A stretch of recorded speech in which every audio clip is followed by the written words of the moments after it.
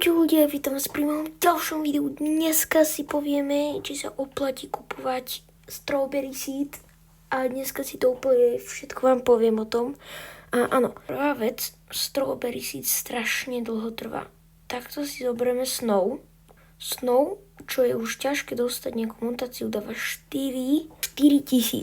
Normálny, môžem vám ukázať rovno, normálny dáva 3500 za 300 000.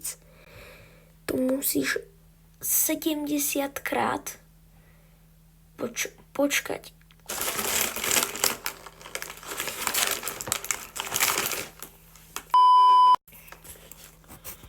Five minutes later. 150 minút.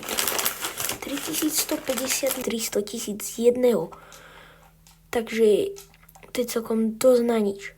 Druhá vec o strawberry seed je skôr ten najmenej, že na strawberry najmenej krát dostávate. A za to, že to dáva toľko málo peňazí, keby som teraz si kúpil už, tu je koľko? 5, 4, 20 kerotiek. Keď si všetky pozbieram, keď si všetky pozbieram, ani nie všetky, tak dostanem už vyše 6000 peňazí. Takže to je úplne time waster proste. A to už to rastie, to je proste 2 minúty. 2 minúty musíte čakať.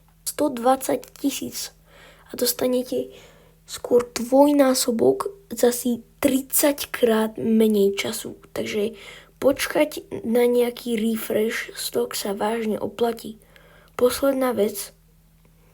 Strawberry je jedna z tých najneobľúbenejších plantov v celom MyFarm.